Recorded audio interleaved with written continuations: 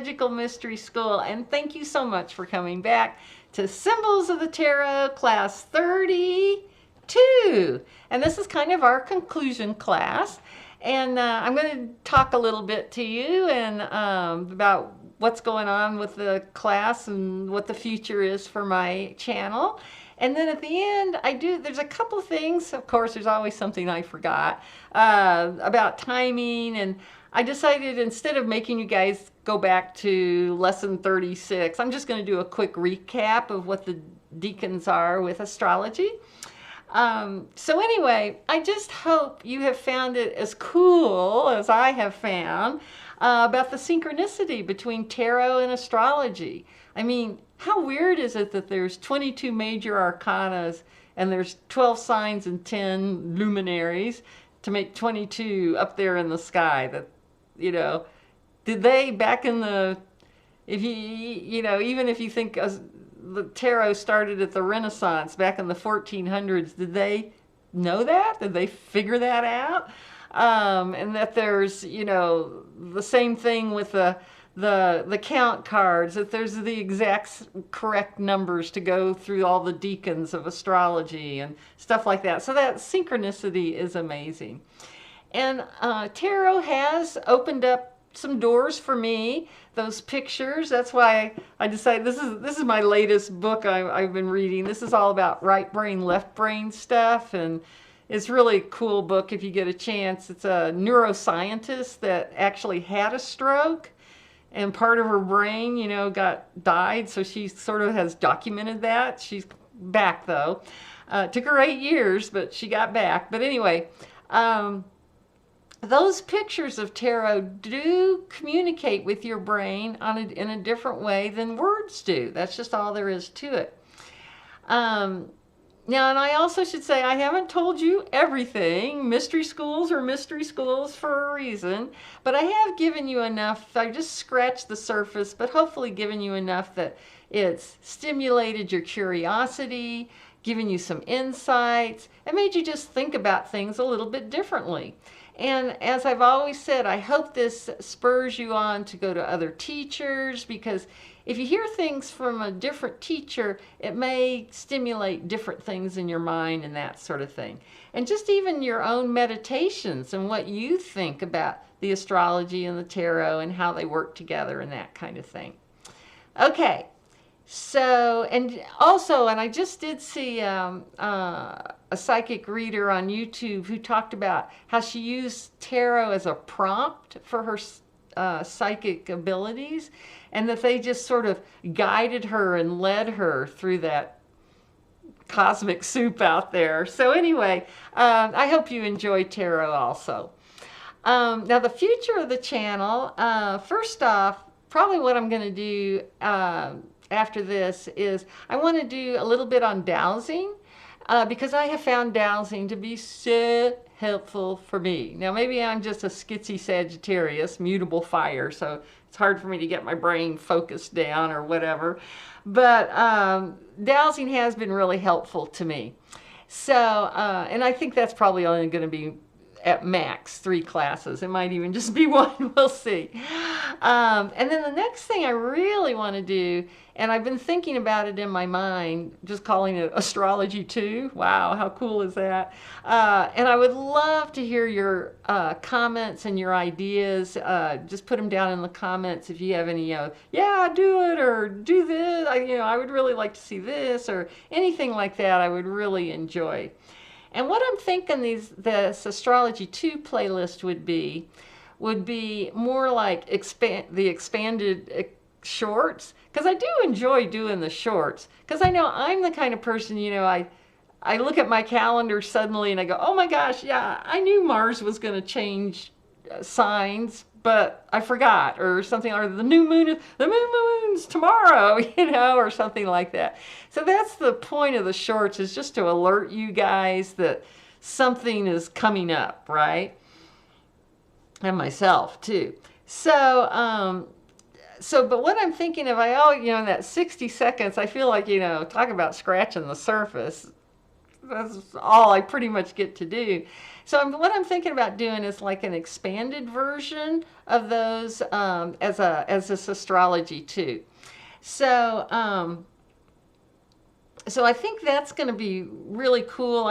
Because I want people, and also besides just expanding, talking about what's going on up in the sky, is I also want to talk about how to apply that to your chart. And that's something I kind of really feel like I want to do, because you do have seasons in your own life. I mean, when you think about the sun, the most really, it's the star that's the most important to us. It's the star that's, giving us life here on this planet. And big, it's huge, right?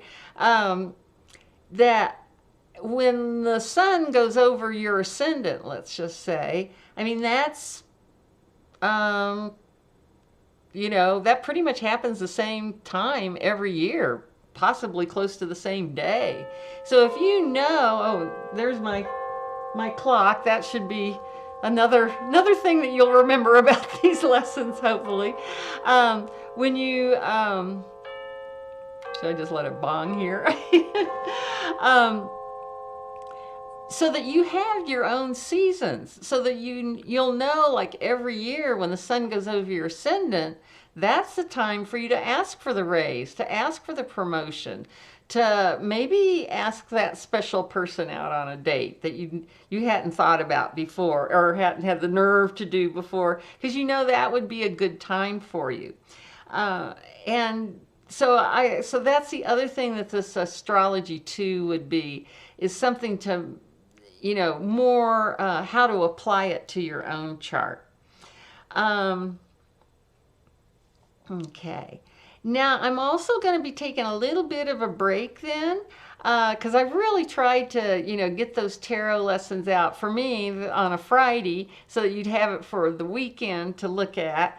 But I am going to, these Astrology 2 videos will be more random, because it's going to be, they're more dependent on what's going on up there, basically. And I do want to kind of take a little bit of a break, because one thing they say when I watch these, videos on how to improve your YouTube channel, that kind of thing, they say people get too focused on their content and they forget about, how to make their channel better. So I do want to take some time to do that. I mean, just even editing, like with this Astrology 2 concept I'm talking about.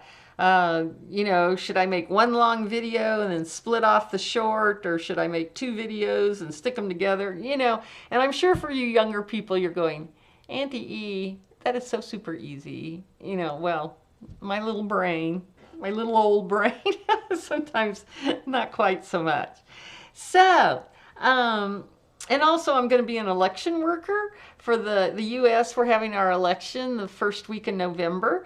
So wouldn't you love that, to go into the voting booth and I'm sitting there going, yes, just give me your ballot. Just put your ballot right here. Fine. No, actually, it's a really fun thing to do. I've done it before. And so I'll be doing that this fall. So I'll be taking a little break for that too. Anyway, okay, so I think that's all I wanted to say. And again, please let me know if you have any thoughts or ideas about my classes. I'd love to hear from you. I think that's it for that. Okay, so the next thing I wanted to do, and I can't even remember if I mentioned this or not, there was a couple of things I forgot about timing with using tarot. And also, instead of making you go back and watch lesson 36, I'm going to do that, quick recap of that here right now. So anyway, you guys, thank you so much for participating in these videos, and I, at the bottom of my heart, I just hope you guys have learned something, maybe have gotten a few little smiles, and been inspired to just keep going, because we are on this planet, all of us, because we want to be here. And we are going through some major shifts and evolution. Our brains are changing, our bodies are changing. we've come on this planet to be part of this change, to be anchors when some other people are losing their minds and running around like crazy, to keep staying positive, to keep putting the light on the world around us. So anyway, enough of that. I don't want to bore you with all that kind of stuff. So let me put you on pause and we'll look at the astrology and tarot together. Okay, so here we are with our wheel. And last time I talked to you about if you get an outcome card, that you can start to relate those, the count cards. Well, any of them, you know, if you get the Page of Wands, you know that's the springtime, to get a little timing for your tarot, because timing is a little bit more difficult with tarot. And like I said, if you want timing, astrology is the place you want to be. But I had talked about it in terms of the sun, so that, let's just say, for example, say that your outcome card was the Nine of Pentacles, okay? So the Nine of Pentacles, and here's our little cheat sheet here. I've actually gotten like this. I made this for you guys, but I think I'm going to keep it up and look at it because it makes it a little bit easier. Okay, so 9, so that means it's immutable, right? And Pentacles means it's, Pentacles are the earth sign, so that means it's Virgo. So I had said in the last class that you could, you know, your outcome would be coming during the Virgo time of year, which is, okay, let me see if I can remember, September, right? The end of August and into September. But you can also use it for the moon sign, because if you're doing this reading, you know, in February, you don't want to wait all the way till September for your outcome. So you might want to just look at when is the moon going to be in Virgo the next time with your astrology calendar, or you can get that on the internet, I'm sure. But, and with it being the 9, the center one, remember, so you would want to do that, if you're doing it with the sun sign, you would want to do it that September 1st through 10th, that middle portion of when the sun's in Virgo. And the same thing with the Pentacles, or with the moon sign, except for remember, the moon is, and this is, you know, little iffy here and there, but it's basically around about 60 hours that the moon goes through a sign. So you would want to do it that second 20-hour slot, right? Because that would be in the middle of that Virgo sign. Or you could just say, it's going to be when the moon's in Virgo, whenever, you know, for that whole time. I think that would be good enough for some of these things. So anyway, I just kind of wanted to mention that. And here I'll put this up again. So if you want to make a screenshot, I have found this pretty helpful just in mine. And I'll give you this again for a screenshot for the degrees for the 3 deacons. And I also wanted to go over what I was telling you to check out in lesson 36 of Beginner Astrology for Beginners. So, and what that, I'm just going to try to do a real quick recap here, is that I was telling you about how the pattern is cardinal fixed mutable, cardinal fixed mutable, cardinal fixed mutable, etc. And I'm going to give you this too, if you want to screenshot that. That gives, here's each of the 12 zodiac signs, and then what order they come in, and then fire, earth, air, water, fire, earth, air, water, and then cardinal fixed mutable, cardinal fixed mutable. So just another way to look at that, if you want to take a picture of that too. Okay. But I wanted to, now we had already talked about how in each one of these, we've got, you know, let's just pick Scorpio there. Let's say Scorpio is fixed water. Okay, so there's our Scorpio symbol, and it's fixed water. So we already know that the tarot card that goes with those three deacons in this sign are 5, 6, 7 of cups, right?